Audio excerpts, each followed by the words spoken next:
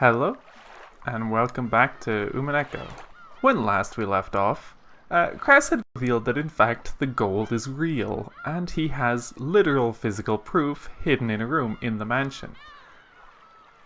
Which, honestly, was a pretty shitty way to reveal something to Natsuhi.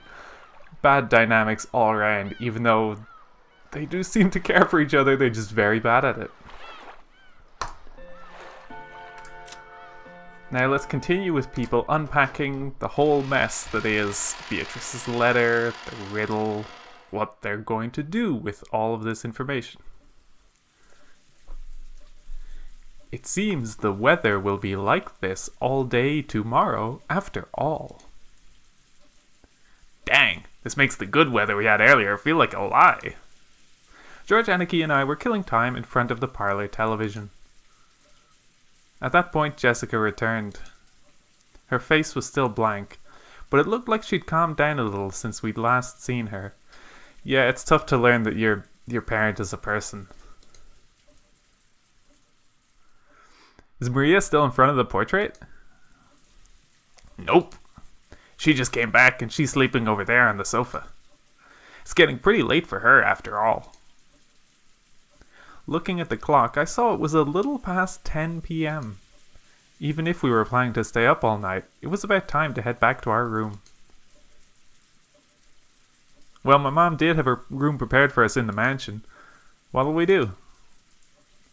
I'd rather head back to the guest house. Going by what we saw of our parents, I think it'd be better if we weren't in the mansion. I agree. Feels like they're telling us kids to mind our own business and stay out of their way. Let's be good little boys and girls and do that. As we were talking about this, Aunt Rosa came into the parlor. She was looking all over restlessly, probably trying to find Maria. Aunt Rosa, if you're looking for Maria, she's over there on the sofa. Thank you. My, she's out cold. We must move her to a bed. If you'd like, I'll carry her over to a bed. Thanks, that would be wonderful. Are you all heading back to the guest house? Or are you going to stay in the room Natsuhi-san had prepared here? We were just talking about that. We just decided to head over to the guest house. I see. Then could I ask you to take Maria with you? I'd feel much more reassured if she stays with all you cousins. Behind those words, she seemed to be concealing some regret that the adults, herself included, had deeply hurt Maria's feelings. Also, they'll probably keep questioning her. They will... Guaranteed someone would want to wake her to ask something about Beatrice. Leave it to us, Aunt Rosa. After all, we do have an expert at comforting Maria with us. Are you talking about me? I couldn't do it myself. We'll need everyone together. That's right. Battler, weren't you the one who hit it off with Maria when you were messing around earlier? As we said this, Aunt Rosa smiled, looking truly happy. Thank you, everyone. It looks like our meeting will last until very late. So while I'm sorry to burden you like this, I'll be counting on you all to take care of Maria.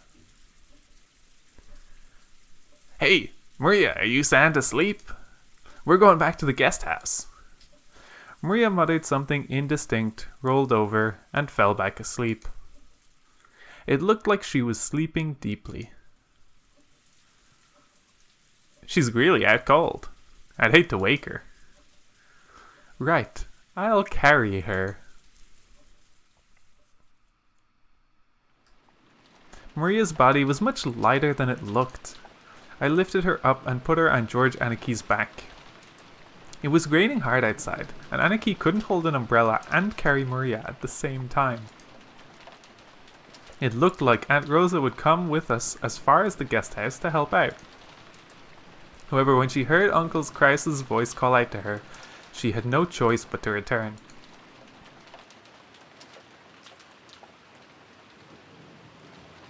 Now that's a problem. I have to go back now. Is everyone returning to the guest house? After we left the hall on the way to the entrance, the door to the servant room opened, and Shanon-chan stepped out. It has grown very dark, so allow me to guide you. That would be great, Shanon-chan. George-kun is going to carry Maria there. Could you hold an umbrella for him? Yes, certainly. Shanon-chan brought umbrellas for each of us and a flashlight to guide the way.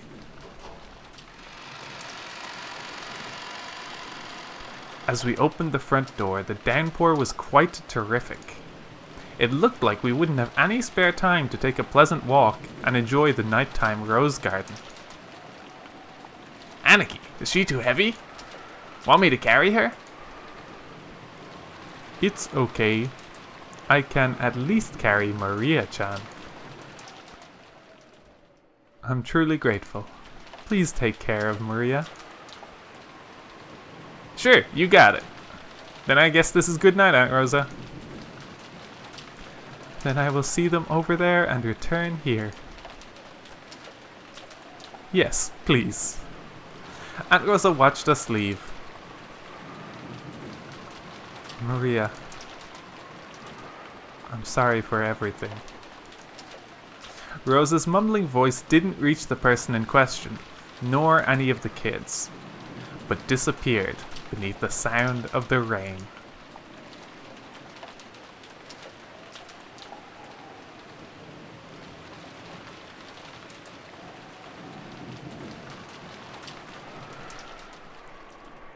After cutting through the rainy rose garden, we arrived at the guest house.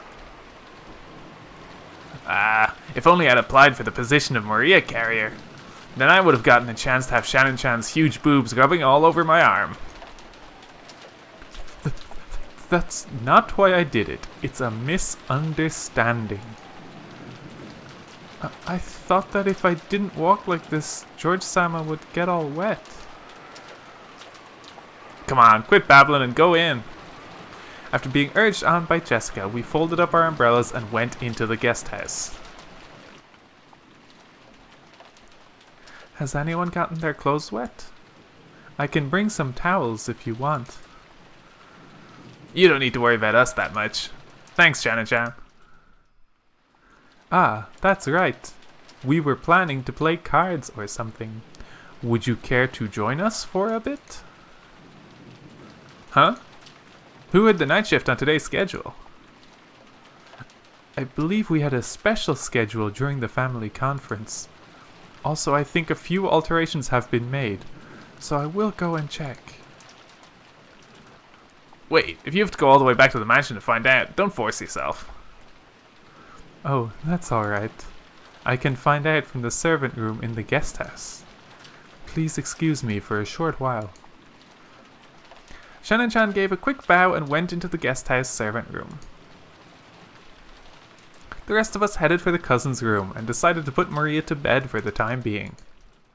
Maria was sleeping very deeply, and there was absolutely no sign of her eyes opening. For now, we'd get some soft drinks out of the room's refrigerator and drink those while playing cards or something.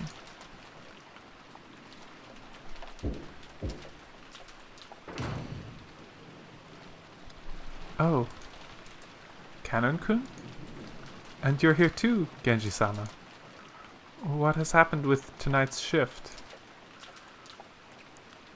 Kraus-sama has given an order. He made some sizable changes to the shift schedule. Indeed. Goda-san now has the night shift at the mansion. Shanon and Kanon have the night shift in the guest house. Kumasawa and I have been ordered to sleep in the guest house. Just now, a phone call came saying that once you arrived, you are also to remain here for the rest of the night. Huh? That certainly is a sizable change. The shifts at the guest house and the mansion have been completely reversed, haven't they? Originally, Shanon and Kanon had been assigned the night shift in the mansion, while the night shift in the guest house, where all of the relatives were staying, had been assigned to Goda, who had an abundance of experience in entertaining. Kumasawa should have been sleeping at the guest house while Genji should have been sleeping in the mansion. However, it seemed that Kraus had suddenly ordered that the schedule be modified. The shifts at the guest house and the mansion had all been reversed, and Genji was spending the night in the guest house. It's probably because of Beatrice-sama's letter. Why, probably. After such a mysterious letter appeared, it was only natural that Kraus-sama would suspect one of us. We serve directly under the master, so Kraus-sama tried as best he could to keep us far away from the family conference. Genji, Shanon, and Kanon were all permitted to wear the Ashuramiya family crest, the one-winged eagle, as the servants who served directly under Kinzo. Of course, since they were working for the Ashuramiya family, they had to obey anyone's orders, but their only boss was Kinzo.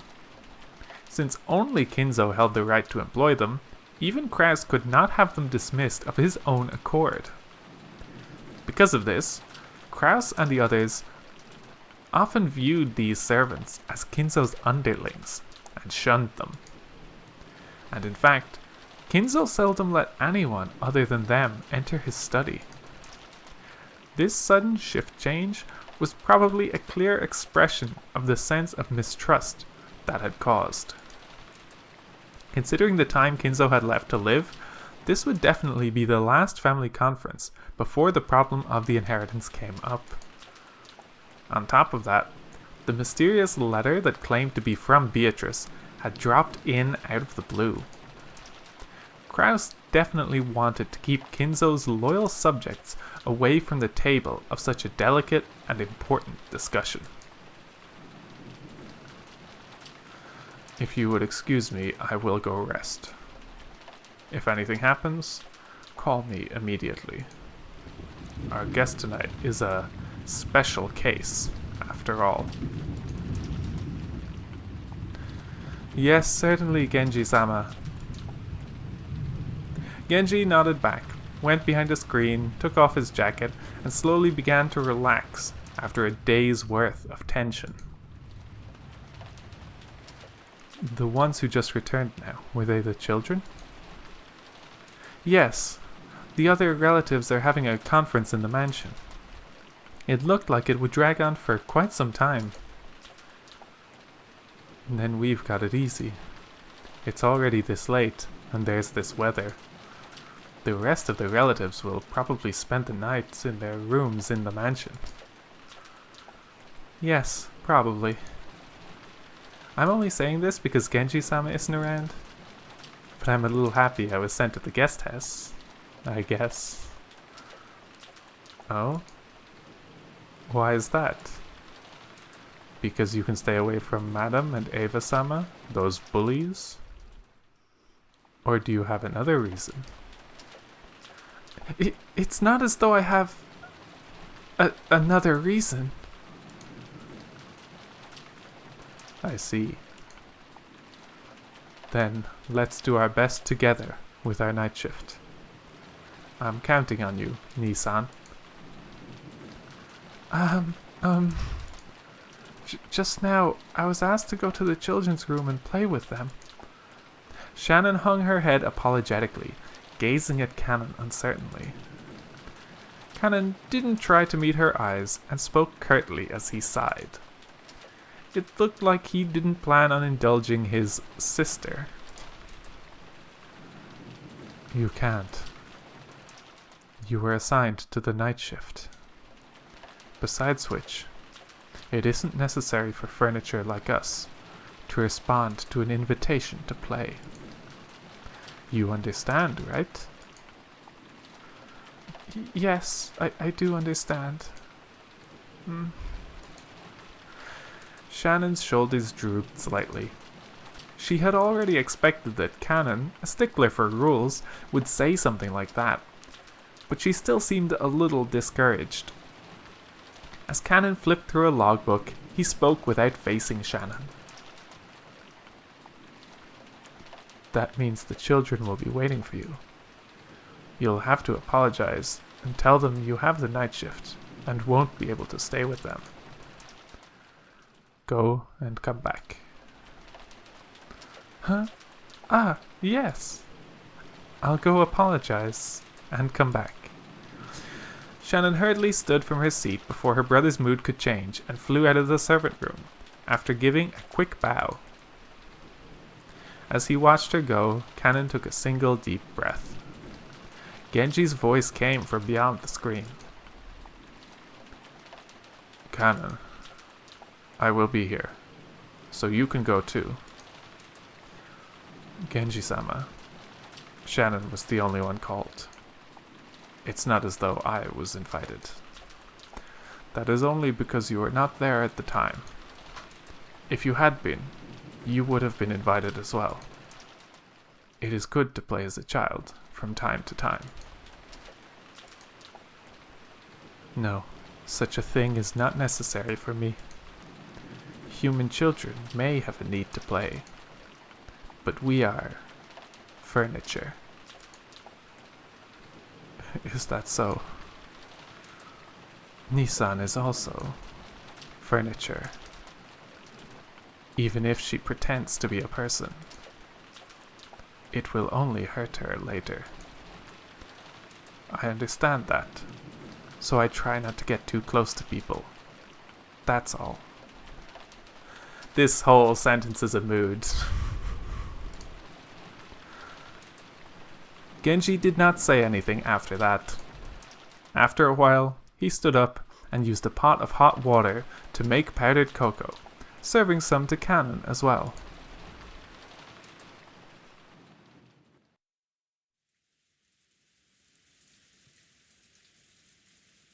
Is that for real? I had no clue. Dumbass, you're too loud. You'll wake Maria up. Battler was so surprised that he yelled obnoxiously and scattered his cards everywhere. His voice caused Maria to turn over once, but she soon fell back into a deep sleep. Jessica gave him a jab and he lowered his voice. Still, seriously, now that you mention it, they really did have that kind of atmosphere, didn't they? Ha! Now I see. So George Aniki is... George couldn't be seen anywhere in the room. A short while ago, when Shannon came into the room, George suddenly said that he'd forgotten something in the mansion and needed to go back and get it. Shannon said she would guide him just like she had on the way to the guest house, and the two of them departed together. Well, there's actually been signs of it for a while now. You know, questions about hobbies and favorite things. I always thought it was a bit much for a passing interest. And look what happened now. Come to think of it, I get the feeling George Aniki's always been overly nice to Shannon-chan. Now I get it.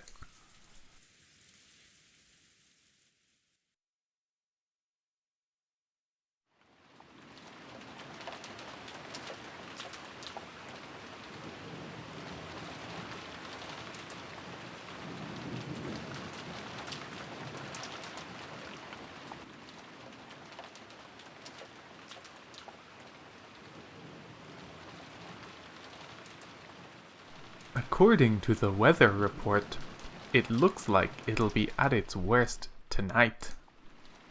It also seems it'll last all day tomorrow, though it should get a little better. Really?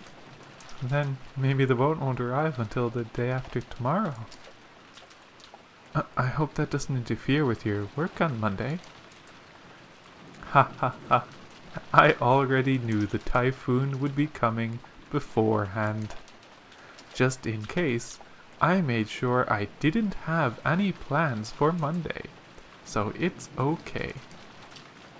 I may not look it, but I really am the type who can plan ahead in his schedule. No, George, you absolutely look it. You've got like a napkin tucked in your pocket and folded neatly. George puffed out his chest, acting proud. Compared to the calm appearance George always had as the oldest cousin, he now looked amusingly like a little kid. Shannon chuckled at this abrupt contrast. It's no surprise you're so well prepared, as someone who'll bring prosperity to his company someday. Well, making a company prosper really is a tough job. Money isn't the only thing that's important. I learned that well when studying under my father. Making a company prosper is like owning a castle and leading your subordinates. My dad really loves reading about great leaders during the warring periods of Japan, a hobby that's probably influenced by the fact that he shares Toyotomi Hideyoshi's name. Toyotomi? That's probably better. That's probably more accurate. Toyotomi Hideyoshi's name. Much of his philosophy on managing businesses comes from talking about them. Did you know? Takeda Shingen, who was feared as the leader of the strongest cavalry corps in the warring periods, started out with his troops in complete disarray, and didn't have the kind of strong leadership necessary to utilize them well. Is that true? That's a little unexpected. In order to unite his troops, Shingen showed his excellent leadership in many ways. For example, when a soldier succeeded well in battle, he would immediately honor them with a medal. Normally, that kind of thing was put off until after the war, and they were all awarded at once. He continued this diligently while on the field of battle, and immediately showing his appreciation for his troops' military exploits motivated them in an extremely significant fashion. Also, whenever one of his troops was brought down by an illness, he would be the first to rush up to them and care for them, and so on.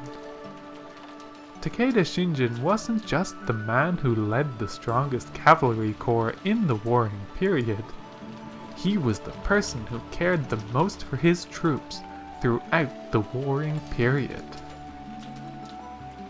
And because he was that kind of person, all his troops went along with him. The truth was, Shanon had already heard this story several years ago. But whenever a discussion of his father led to this sort of topic, George would always glow and look like he was having a great time. So Shanon just smiled without interrupting, urging him to continue. Of course, in a capitalist world, money determines both your strength and the height of your fortifications. But you can't build up a castle or succeed in war by yourself. Such things can only be accomplished with the support of many subordinates by borrowing their strength. After understanding this, when I look at my father's back, I realize how immature I am. I can clearly see how much competition he had to overcome before building up all he has now. George-sama, you truly look up to your father. I'm jealous. Sorry. That's not how I meant it. Oh, I'm sorry. That's not how I meant it either. The two of them awkwardly looked at their feet. Shanon had no parents. She had been brought up in an orphanage owned by Kinzo, called the Fukuin House. Fukuin? I'll have to try and do that better next time. Under the guidance of Kinzo, their honorary director, the orphanage offered members who excelled a chance for on-the-job serving experience. If their efforts met with Kinzo's approval, they'd be able to leave the orphanage and work as servants for the Ashuramiya family. This was considered to be the highest honor for those who lived in the orphanage. Servants from the Fukuin house all took names with the character An in them while they served. So Shanon wasn't her real name. The same went for Canon. All of the members of the Fukuin house were orphans. At least, they were all people who had been separated from their parents under special circumstances. That sounds... rephrasing it that way makes it sound so much more sketchy. Because of this, the orphans had been taught to think of each other as their only family. That's why it seemed so natural to both of them when Canon called Shanon his sister. And while both Shanon and Canon were working in the mansion today, there were several other servants possessing the On character in their names, such as Manon and Lennon, who often worked in a rotation schedule. However, there were not many servants who stayed with the Ashuramiya family for long. It was standard for them to quit after 3 years. So you could probably say that Shanon, who had been working for 10 years, was a notable exception to the rule. Working as a servant for the Ashuramiya family was a heavy burden to bear, but the pay wasn't bad at all. Working for a full 3 years would earn more than what was needed to enter mainstream society. That was why, even though the orphans realized what a harsh task working for the Ashuramiya family was, they still hoped to be accepted. Maybe the fact that Shanon managed to continue working for 10 years wasn't because she had more willpower than the other servants. Maybe she'd gotten stuck working for 10 years because she didn't have the courage to say she wanted to quit. Kinzo couldn't even trust his own blood relatives, and those excellent servants sent from the Fukuin house were the only ones he could rely on. Because of that, Kinzo would sometimes allow them to wear the family crest, as servants under his direct control, and have them work close to him.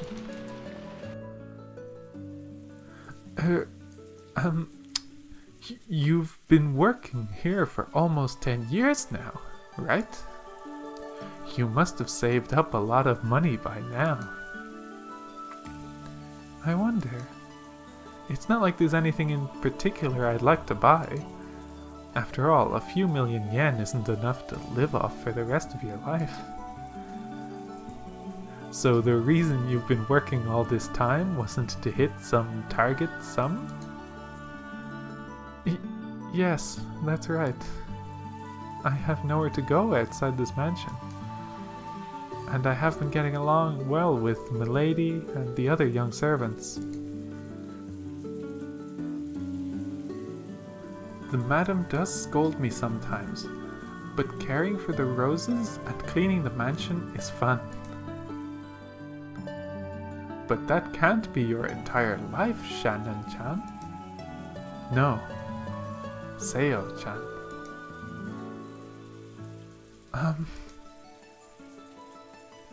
Shanon cast her eyes downward when she heard her real name. She understood what George was trying to say, and fell silent.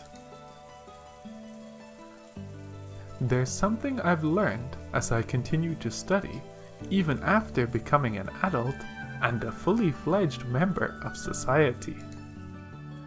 A human's life is not as monotonous or short as we thought when we were kids. All school-aged kids have certain fears they can't shake. They wonder whether they'll live the rest of their lives like sleepy classes after a monotonous and boring school day, spending their time in a carefree laziness without anything interesting happening until it's all over. However, life's only like that for underage students. Compared to a human's life, the time they spend as students is nothing more than a blink of the eye, a period where they break through the shells of their immaturity. The inside of the shell might be a hot, suffocating, and boring world, but the world beyond that shell is vast and filled with limitless possibilities. So far, your life has been trapped inside the shell called Shanon. I think you're under the mistaken impression that your life will continue like this forever.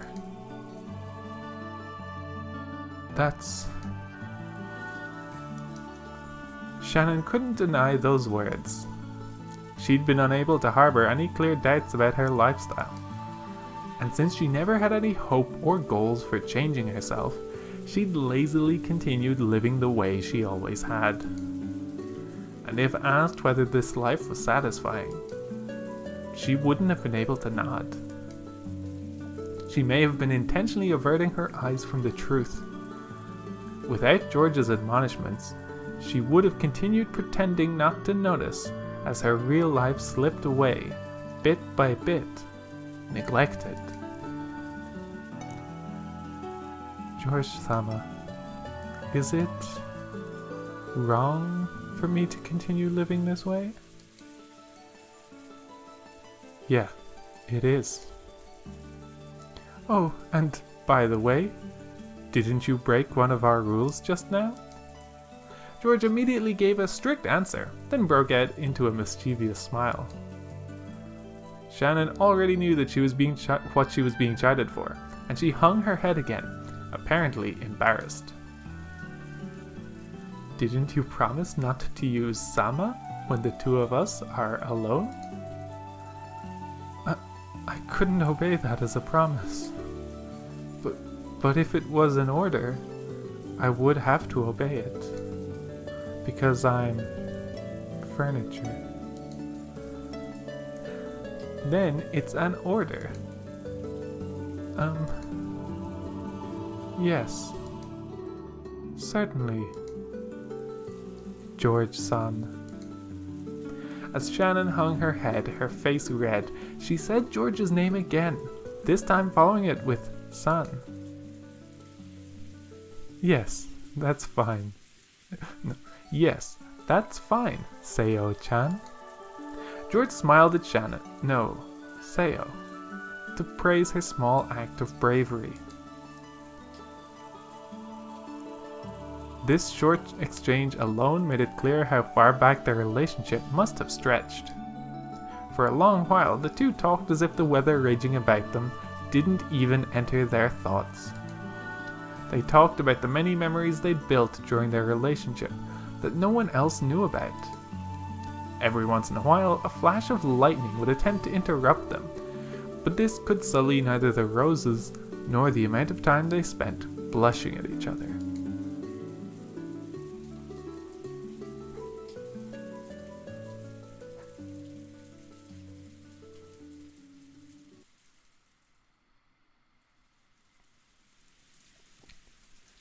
That's right. I have something I wanted to show you. What could it be? George, who had been speaking eloquently, suddenly started to stutter. Watching him, Shanon seemed to guess something. George timidly searched through his pocket. Something got caught in the depths of his pocket, and just like the stuttering George, it took a little while to get it out. It was a very small box. A small box covered in a deep blue velvet. That peculiar shape was enough to tell anyone what was resting inside.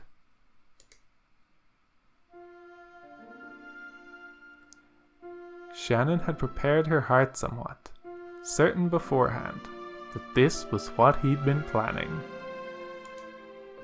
But even so, when she actually saw it, she couldn't avoid blushing once more. George opened the small box, took something out, and held it out for Shanon to take. I want you to take this. I couldn't accept something so valuable. You can't take it? No. I'm unworthy of such a thing. Seo, this isn't a request. It's an order. Take this ring. Okay? If it's an order? I cannot disobey. Yeah, that's right.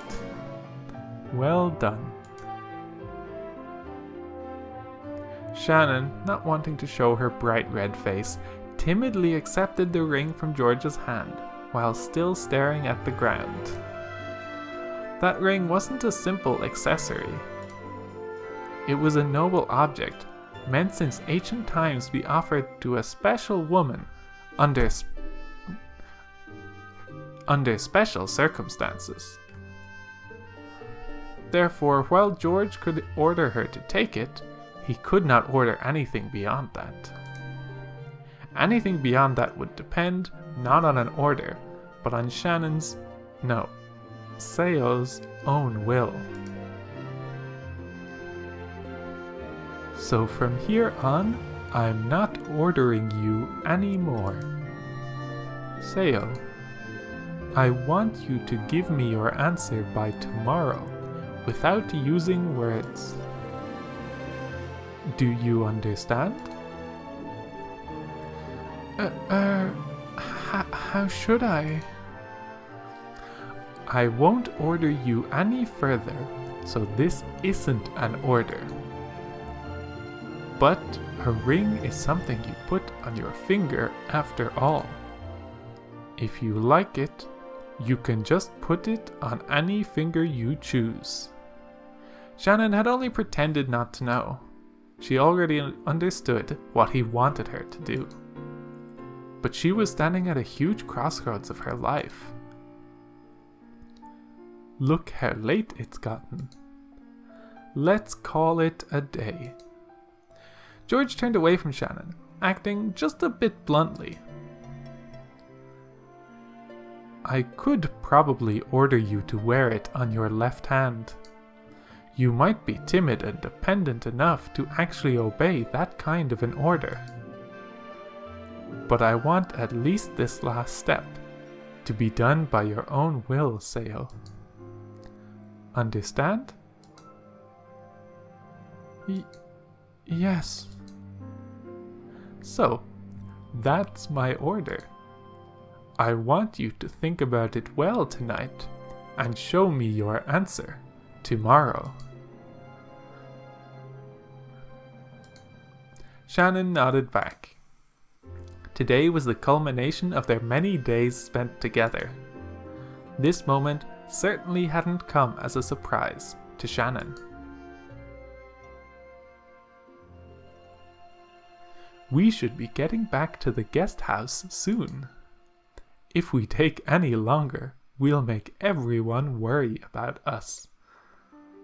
Oh, I'm sorry, I just remembered something I had to do in the mansion, so, I have to go back to the mansion.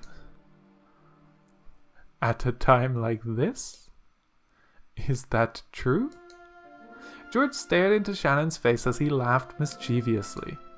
He definitely saw through Shannon's lie. However, when he saw how she felt, he could sort of understand that she might be so embarrassed that she'd want to be alone. So, because George realized the meaning behind Shannon's lie, he accepted it.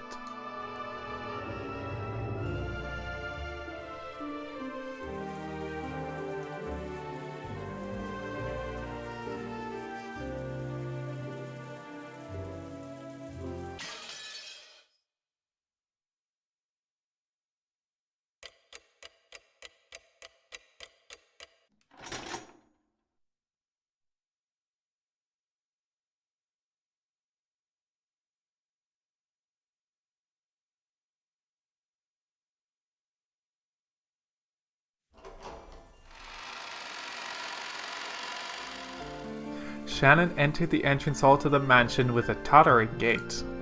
A mixture of exaltation and uncertainty gave her a feeling that she couldn't easily describe. It swelled up in her chest until it felt like she was about to burst. After stopping for a second in front of the servant room to take a deep breath and calm her heart, she opened the door. Inside, Goda, who had been ordered to take the midnight shift at the mansion tonight, was absorbed in a worn-out crossword puzzle magazine.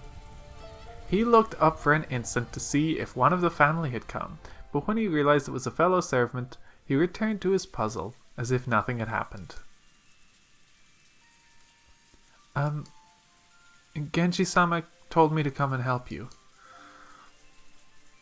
Ah, is that so? That's a relief. I was just about to go and check that the mansion was fully locked up, but I felt uneasy about leaving this room unmanned. After all, Kraus-sama and the others' meeting looks as though it will continue for quite some time. They might request some tea at any moment. That's true. Then what shall we do? Should I watch over... In that case, forgive me, Shanon-san, but I'll ask that you patrol the mansion. I will stay here, awaiting the family's orders.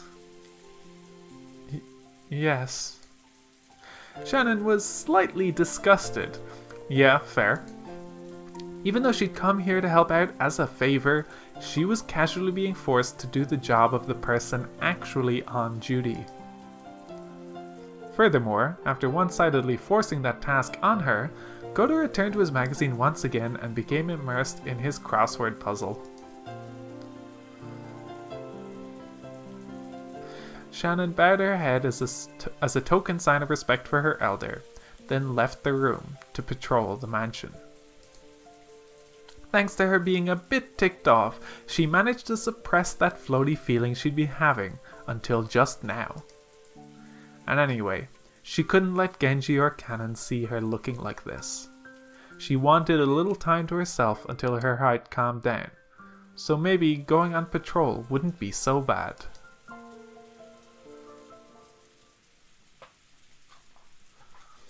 She began to hear the tumultuous voices of the family discussion coming from the dining hall. Someone was speaking at great length, only to be interrupted by someone else. This second person also began to speak in a very long, drawn-out fashion, until yet another person interrupted. That kept on repeating. It was as though their displeasure was seeping out through their voices. She had been told to go to the guest house, so it would be bad if Crest discovered her. Thinking this, Shanon dashed past the dining hall. Then she went along a prearranged route through the dark mansion, checking that all the locks were secure. She walked down the hall, checking each window. There were no humans on Rokkenjima other than those connected to the family, so locking up didn't really serve much of a purpose. No one had been in the habit of locking up at the Ashuramiya head family, at least not until Natsuhi had scolded them for being careless. The metal fixtures on the windows were ice cold, and as she checked them one by one, the glow in her heart seemed to cool down.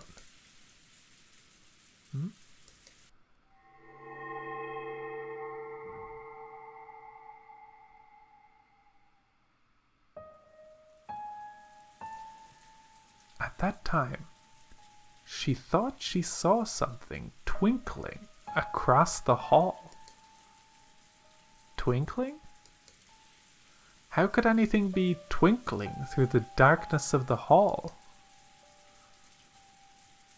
She figured she must have been imagining it, but she still held her breath. Grasping a curtain, she fearfully gazed down the hall. However, other than the occasional crack of thunder brightening the hallway, she was unable to glimpse any flicker again. It must have been her imagination after all. Maybe her heart was so agitated that she'd seen something that didn't even exist. Shanon went back to checking the windows. However, a certain unnerving memory was resurrected in the back of her mind. It was that ghost story, which had been passed down amongst the servants who served the Ashura head family. The mansion had two different masters, one of the day and one of the night. Beatrice, the master of the night, would sometimes fly around the mansion in the form of sparkling butterflies. That was the story. Come to think of it, didn't Canon-kun once say he'd seen it with his own eyes? Though he got sulky when I said he must have imagined it and refused to believe him. Could it possibly be true? The roar of the thunder gave no answer.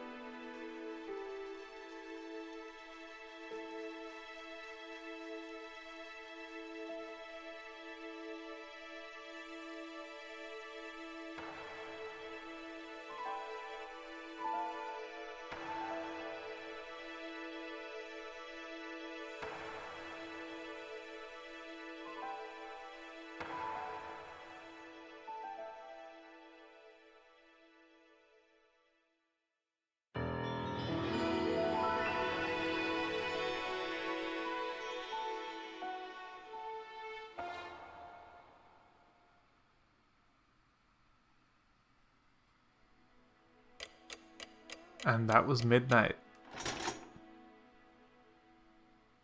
We have finished the first day of the family conference.